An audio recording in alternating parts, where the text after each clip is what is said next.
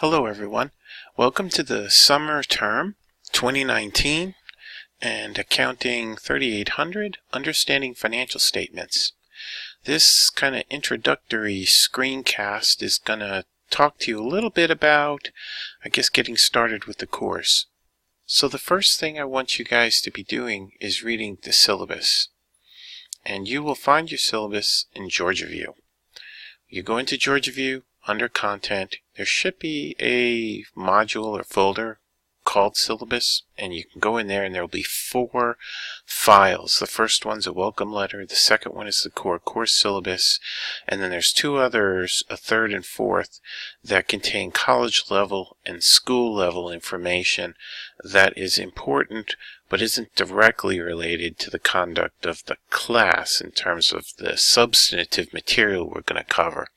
But if anybody has any issues related to disabilities or anything along those lines, that information can be found in those other 2 attachments. So at any rate, what I'm going to do here is find my file. I try to keep everything organized, but sometimes it gets out of control. Even the best plans sometimes go awry. Okay, so this is the course syllabus you'll be reading. And so it has, it's not that many pages, I think it's 4 pages. So it has some basic course information. It also has my information here. Okay. I'll be holding some office hours. I guess really these, I posted them. I'm not really going to hold to those. I think what I'm going to do is I'm going to wait and see how the semester progresses. And we can talk by phone, we can talk by email, or you can come and visit me up on campus. I'll be in my office. I'm in Memorial Hall, room 204, which is the back end of the building, 2nd level. And if you're coming in and going past, like kind of walking along the, I guess it would be considered the east side of the building, you will come to my office when you go up the stairs. And so I'll be up there a couple of days a week, mostly in the late mornings, early afternoons. So, and you're going to want to get your textbooks. These 2 are not textbooks here. Financial Intelligence and Financial Shenanigans are both books. They're reading books.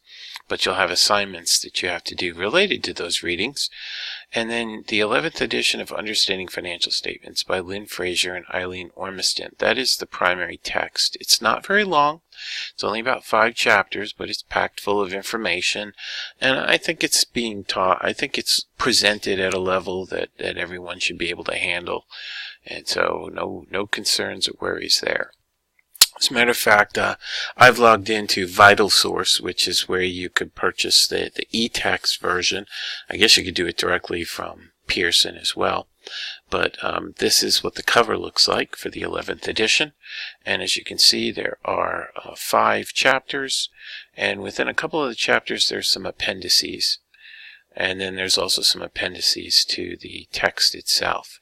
They have a glossary for terms, so you could look things up. And so, let's see, I'm going to go to the table of contents here.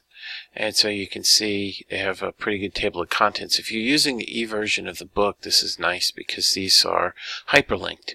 So it'll take you right to what it is you're looking for. So what I'm going to do right now is click, you have an introductory assignment that's due next Monday. It happens to be this one right here. It is the Case 1.3 Mattel Inc. and it requires you to locate the Form 10K for Mattel Inc. using the Edgar database at the SEC website, and it gives you the link to the website. So you can click, and they want the 2013 Form 10K. It can be a little tricky sometimes to find, and so let's see if we can walk through here. We're at the Securities and Exchange Commission.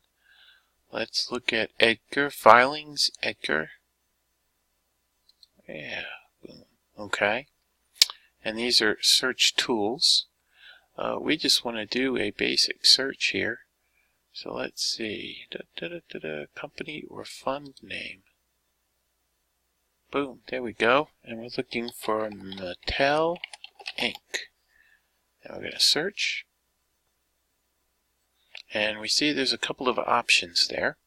So we probably want the one, I would choose this one right here. And the reason why is because, one, they're incorporated in Delaware. Most major corporations that are headquartered here in the United States are incorporated in the state of Delaware. I believe they have the highest per capita number of corporate headquarters located there, and it's for tax reasons.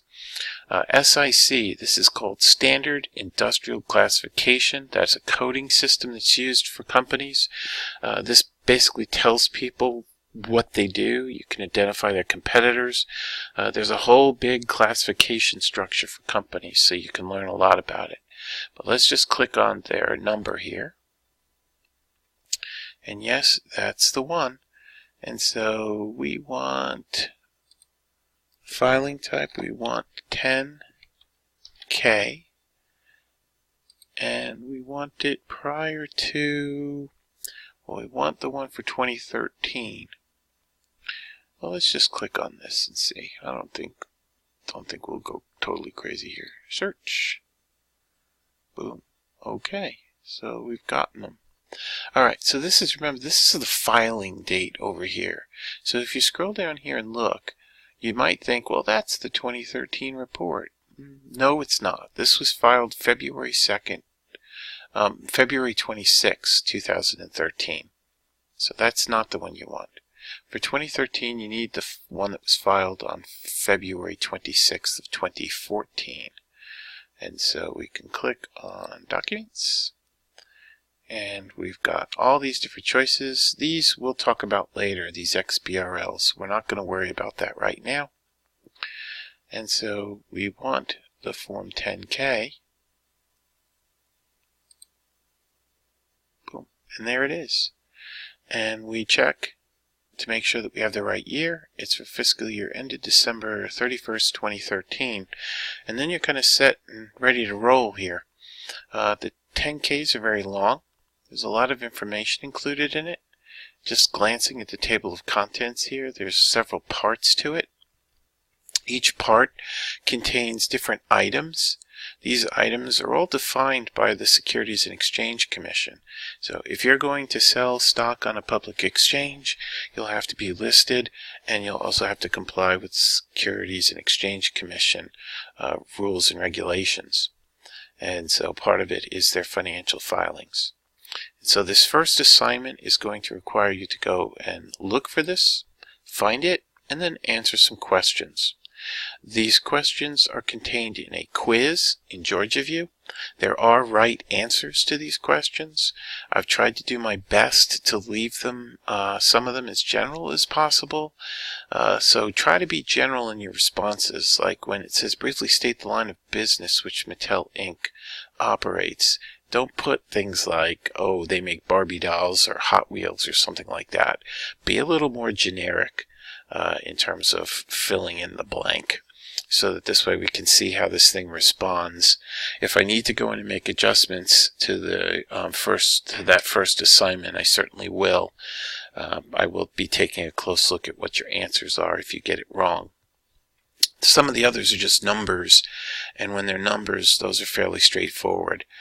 One of the things to be aware of is when you go to, say, financial statements, let's click on item number 8. This is going to take us down to the financial statements. Notice in here it says, in thousands except share data. So that means that if we look at cash and equivalents on the balance sheet, that number is showing 1,039,216. But that's not really the number. The real number, you'd have to add 3 more zeros to the end of this. And so it would actually be $1,039,216,000. To save space and make everything fit, they'll tell you sometimes they've reported in thousands, sometimes in millions. You may put your answers in thousands on the answer sheet.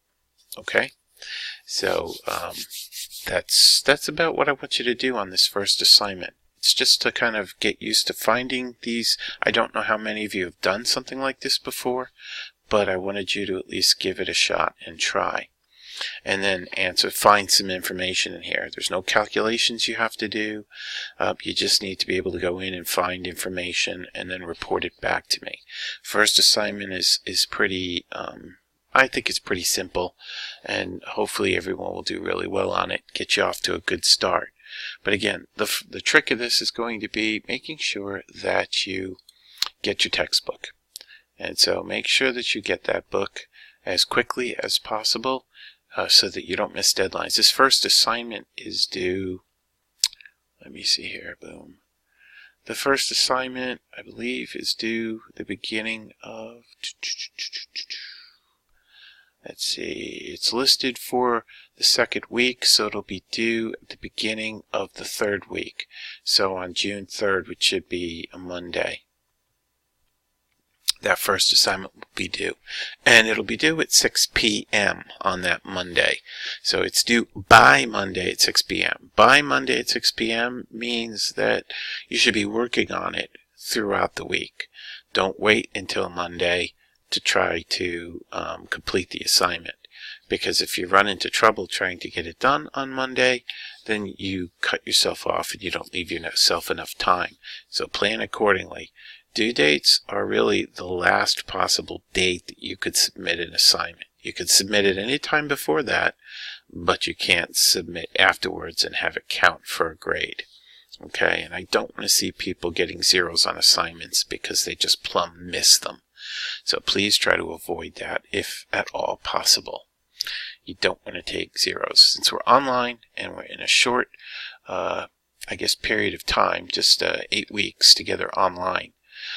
In terms of your assignments and assessing your performance, these are what I'm going to be looking at. You have one reading assessment covering material and financial intelligence. That'll be worth 100 points towards your final grade. One reading assessment based on reading assigned in financial shenanigans worth 100 points towards your final grade.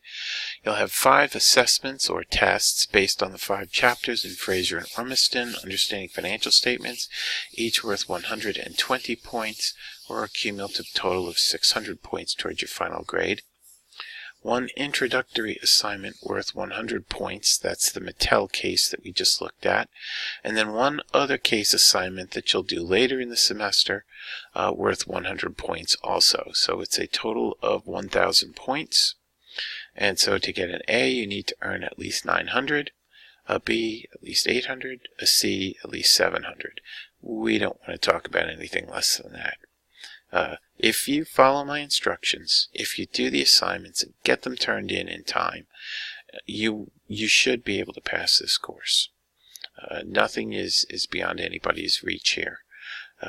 I want to provide you with a firm grounding so that as you go through some of your other business courses, that you'll have a better appreciation for kind of the financial reporting side of things. And see how it all ties together. Because really, the financial reports are kind of a picture of how the firms has performed. So it takes into account all of their operations, all their logistics, their supply chain management, their customer relationship management, their human resources management. You know, how do they operate and how do they manage? Are they effective? Are they efficient? Are they economical? All those things kind of get tied together and can be evaluated using the information that's provided in these financial statements. So I think hopefully this will get you started. And if anybody has any questions, always remember you can email me at cgabrini@daltonstate.edu. I will get to your questions pretty promptly. I do monitor my emails. It comes to my cell phone. And if it's something I can answer real quick, I'll just answer it on my cell phone. If not, I'll wait till I can get to a computer and I'll provide you a proper answer. Also, read the announcements in Georgia View. I do post things there. I have a couple of postings under announcements already. So please make sure that you're reading those. At any rate, I'm signing off, and I hope to do a few of these screencasts over the course of this 8-week semester to kind of help you along in the course and with the material. And so I'm a little groggy tonight, or scratchy. I've been away for 10 days, and I think I'm just a little tired.